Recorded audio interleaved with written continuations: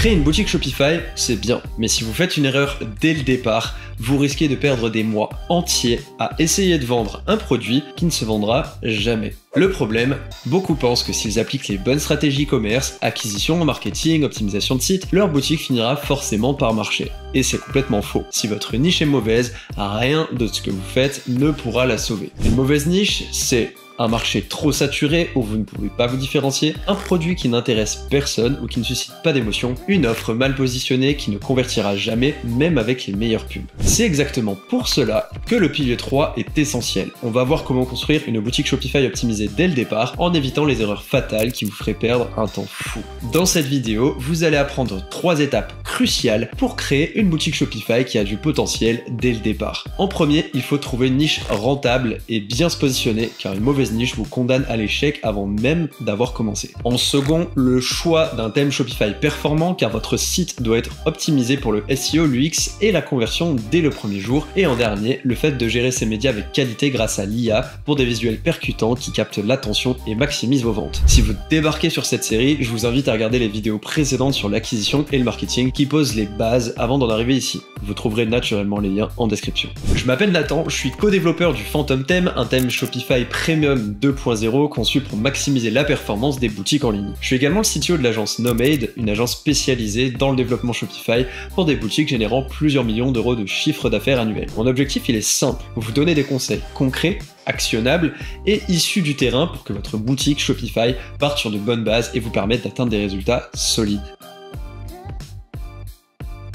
On attaque directement avec le premier point, comment trouver une niche rentable et bien se positionner. Si vous vous trompez de niche, peu importe vos compétences en marketing, vos publicités ou la qualité de votre site, votre boutique ne fonctionnera pas. Une niche mal choisie peut littéralement vous faire perdre des mois de travail pour aucun résultat. Alors vous me direz comment éviter ce piège et choisir une niche qui a un vrai potentiel de vente. Il y a plusieurs critères essentiels à respecter et c'est ce qu'on va voir maintenant. Attention, je ne parle pas d'aller voir via des tutoriels comment trouver des produits sur AliExpress, c'est absolument pas le sujet de cette vidéo. La première étape, c'est tout d'abord simplement l'analyse des concurrents. Est-ce qu'il y en a trop ou pas assez? Avant de vous lancer, vous regardez déjà qui vend ce type de produit. S'il y a trop de concurrence, avec Amazon, des grandes marques, des dropshippers à la chaîne, c'est risqué, à moins d'avoir une vraie différenciation avec un branding fort, un produit unique, une meilleure offre, une meilleure expérience. Mais s'il n'y a aucune concurrence, alors méfiez-vous, c'est peut-être mauvais signe, indiquant que la demande est juste trop faible. Pour cela, vous pouvez utiliser SimilarWeb pour analyser le trafic des sites concurrents et également vous rendre sur Amazon et voir qu'est-ce qu'il en est.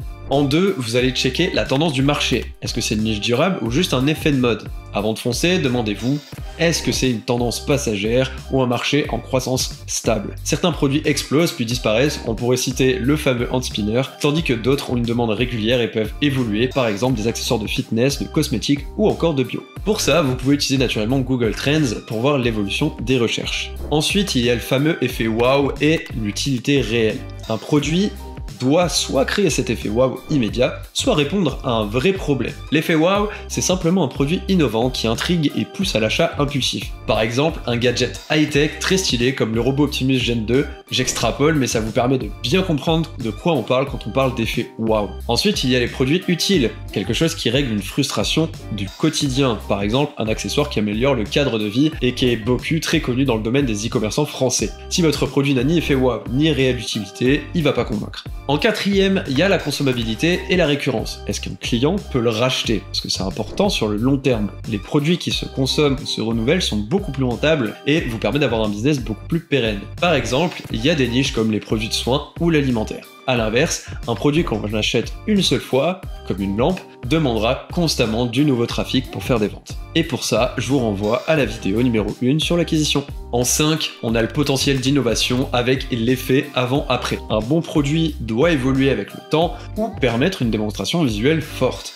Par exemple, une brosse à dents électrique qui évolue avec de nouvelles têtes de rechange, ou alors un sérum pour cils permettant l'augmentation du volume et de l'épaisseur des cils en une vingtaine, trentaine de jours. Si votre produit peut être mis en scène avec un avant-après frappant, il se vendra beaucoup mieux en pub et sur les réseaux. En 6, votre prix et votre marge. Est-ce que vous vendez avec un bon profit? Si votre prix de vente est trop bas, vous ne ferez aucun bénéfice après publicité, livraison et taxes. Autant dire, vous avez travaillé pour rien. La règle générale, c'est que le prix de vente doit être au moins 3 fois le coût produit pour être rentable. Par exemple, si vous avez un coût produit de 10 €, le coût de livraison lui est de 5, coût pub estimé par vente 10 €, vous avez un prix minimum conseillé qui est de 45 €. Pour ça, vous avez Shopify Profit Calculator, vous tapez ça sur Google, qui vous permet de simuler vos marges assez précisément et ça vous donne quand même une belle idée de ce qu'il en est réellement. En 7, vous avez un produit qui se vend toute l'année via saisonnalité ou non. Certains produits explosent à certaines périodes, comme les maillots de bain en été, les décorations de Noël en hiver,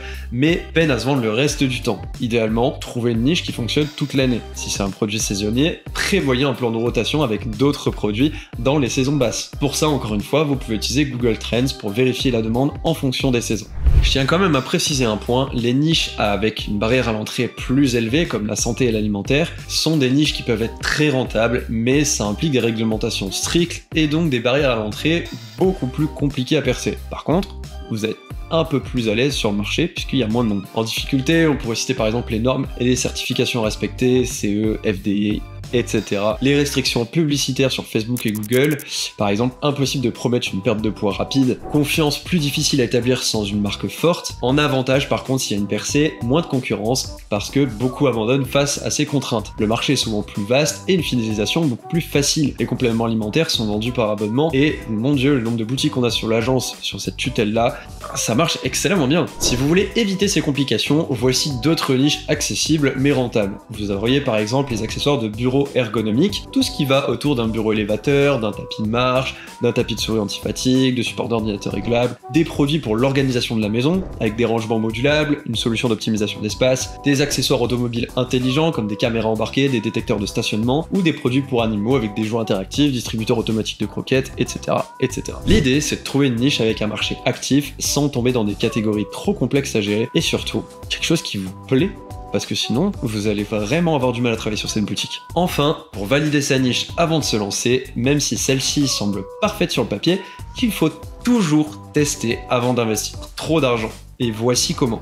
Vous allez d'abord le tester avec une simple landing page sur Shopify. Avant de créer une boutique complète, vous faites un test rapide avec une simple landing page, présentation du produit, quelques avis, même fictifs, pour le test en tout cas, un bouton précommandé ou commandé, et si les gens cliquent et s'engagent, c'est plutôt bon signe. Ensuite, vous me direz, il faut amener du trafic forcément sur cette page, elle est méconnue, elle vient de nulle part, donc vous allez lancer une campagne test avec un petit budget. Que ce soit par exemple sur Facebook ou TikTok, où vous mettez 100 à 200 € sur des pubs, et vous regardez si les gens ajoutent au panier, même sans finaliser l'achat, c'est pas grave. Mais si vous avez zéro engagement, il est peut-être temps de changer d'angle, ou alors tout simplement changer de niche. Ça vous dira dans tous les cas si votre produit ou votre niche est qualitatif. Ensuite, vous analysez vos retours et vous ajustez. Vous regardez les commentaires sur des produits similaires, Amazon, AliExpress, même Chine et Temu, mine de rien, il y a énormément de monde qui commande dessus. Vous posez la question dans des groupes Facebook ou Reddit pour voir l'intérêt des gens, ou encore vous vous rendez sur les réseaux sociaux et vous regardez justement en rapport de ce produit, qu'est-ce qui a été produit comme contenu. En conclusion,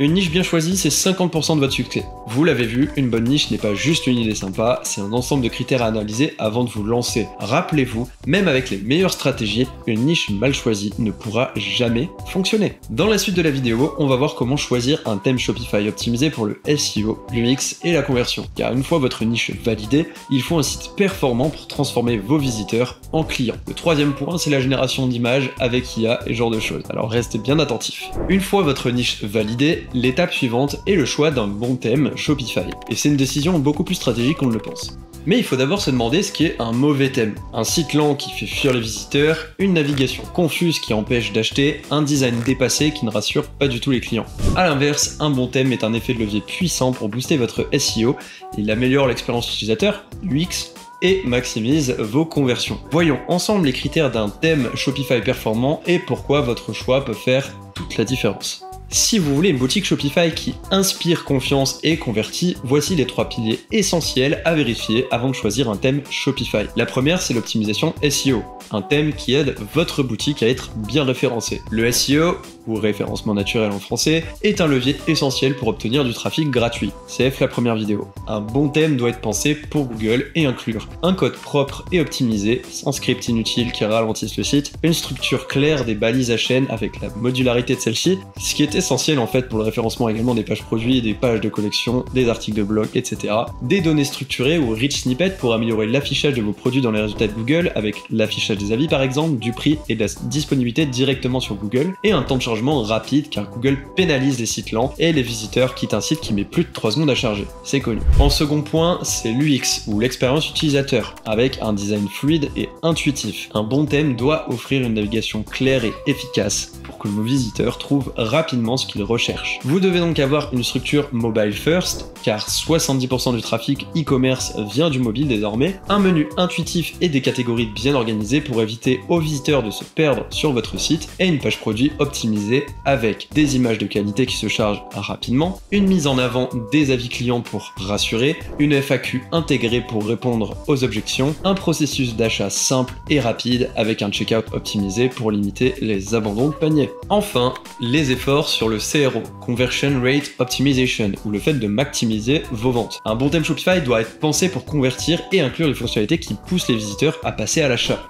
On peut retrouver une gestion optimisée des variantes et des stocks pour éviter la frustration des visiteurs qui ne trouvent pas leur taille ou leur couleur, ou encore les upsell cross-sell placés correctement. Maintenant la question c'est pourquoi ne pas choisir un thème optimisé comme le Phantom Theme. Tous les thèmes ne sont pas égaux et certains sont spécialement conçus pour offrir performance, flexibilité et une conversion maximale. Le Phantom Theme que j'ai co-développé a été pensé précisément pour répondre aux exigences des boutiques e-commerce modernes. Il est ultra rapide avec un code optimisé pour le SEO et des temps de chargement réduit. La personnalisation est avancée avec des dizaines de sections pour adapter votre boutique à votre branding sans toucher au code. L'expérience est mobile first, essentielle puisque la majorité des ventes se font sur smartphone, et l'optimisation des conversions avec des CTA bien positionnés, des mises en avant de promos et une gestion avancée des variantes permet une fluidité d'expérience comme on le voit assez peu sur les autres thèmes. D'ailleurs, pour célébrer la sortie de cette vidéo, j'ai décidé d'offrir une réduction exceptionnelle. Vous avez jusqu'à moins 30% sur les 3 premiers mois d'abonnement du Phantom Theme avec le code REALECOM30 qui s'affiche à l'instant sur cette vidéo. Ce code est valable pendant 1 mois à date de sortie de cette vidéo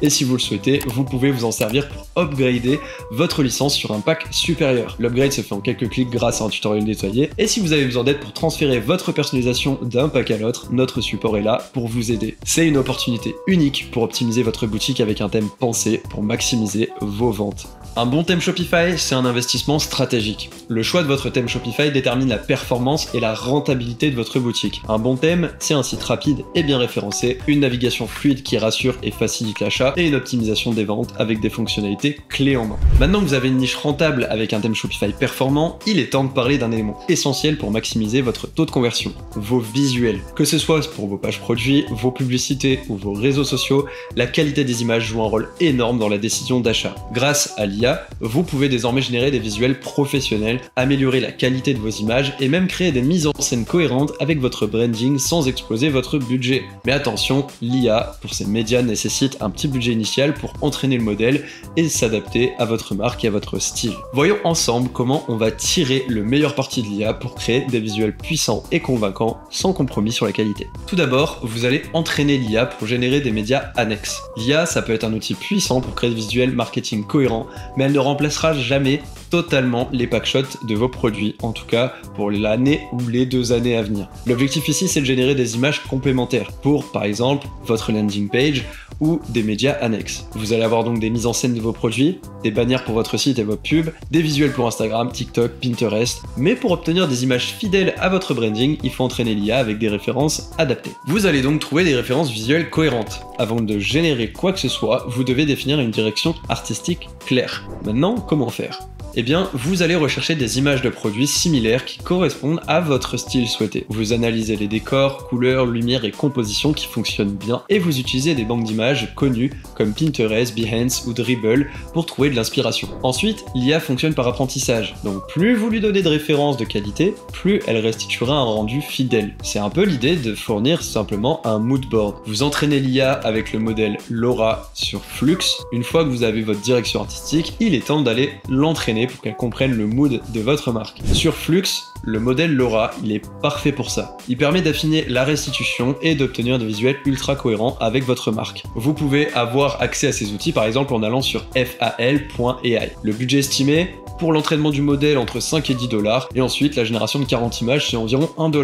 Pas de quoi se ruiner non plus. La stratégie recommandée, c'est d'abord d'entraîner votre IA avec vos références pour qu'elle capture le style de vos images, puis utiliser le mode text to image si vous partez de zéro, ou alors le mode image to image si vous avez déjà des références précises, ce qui améliore la cohérence visuelle. Une fois votre modèle terminé, vous pouvez générer à volonté des images cohérentes avec votre boutique et vous n'avez plus nécessairement besoin d'entraîner votre IA également. Ensuite, pour gérer les photos produits, est-ce qu'on passe par un packshot, des designers ou une IA avancée? Si l'IA elle est excellente pour les visuels marketing annexes, les photos de vos produits en eux-mêmes peuvent être impeccables si jamais vous avez d'ores et déjà des photos de vos produits. Elle ne va pas le créer. Pourquoi? Parce que l'IA peut générer des mises en scène et des ambiances, mais elle ne pourra pas reproduire à 100% les détails et textures exactes de votre produit réel ou de votre packaging. Pour ça, voici les 3 meilleures solutions pour des packshots de qualité. Forcément, la première, c'est d'investir tout simplement dans un shooting de packshot. Pour ça, le budget est de moyen à élevé, la qualité est forcément excellente car elle est faite par des professionnels du métier, la fidélité est absolue au produit, et si vous avez le budget, faire appel à un photographe spécialisé en packshot reste la meilleure option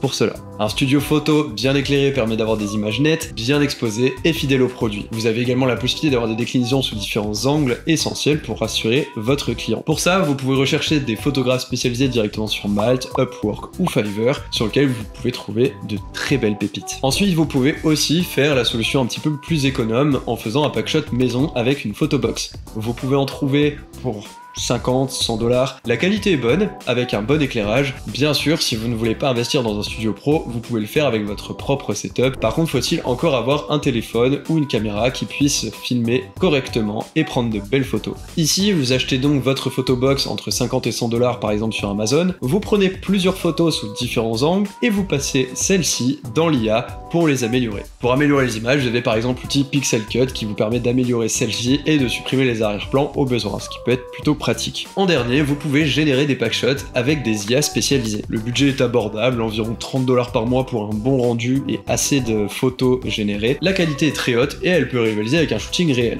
Si vous voulez un rendu pro sans shooting, certaines IA permettent de transformer une photo basique en packshot premium. Pour ça, parmi les meilleures IA, on retrouve Flare AI à 30 $ par mois qui permet de générer des packshots pro à partir d'images de base. Vous avez également Pixel Cut qui supprime les arrière-plans et améliore la qualité des images, ou encore Kedim qui transforme vos photos en rendu 3D ultra réaliste. Tout d'abord, vous devrez donc prendre une photo simple de votre produit, puis la passer dans Pixel Cut pour améliorer la netteté et enlever l'arrière-plan, et utiliser Flare AI pour créer des packshots pro sans effort. En résumé, l'IA plus les packshots, c'est la combinaison gagnante. Ce que l'IA peut faire, c'est générer des visuels marketing cohérents avec votre branding, créer des bannières, fond d'écran et mise en scène annexes, ou encore améliorer la qualité de certaines images via l'upscaling, parce qu'il faut le dire, le sourcing de vos images, en règle générale, pas du tout au point. Par contre, ce qu'elle ne peut pas faire à 100%, c'est générer des packshots ultra réalistes sans aucune référence, et elle ne peut pas non plus remplacer totalement une photo prise en conditions réelles. La solution idéale reste donc de mixer l'IA et les packshots pour obtenir des images de haute qualité sans exploser votre budget, car vos clients achètent tout d'abord des images avant d'acheter des produits. L'image que votre boutique renvoie est déterminante pour vos conversions. Vous devez donc passer du temps à entraîner correctement l'IA pour générer des visuels cohérents.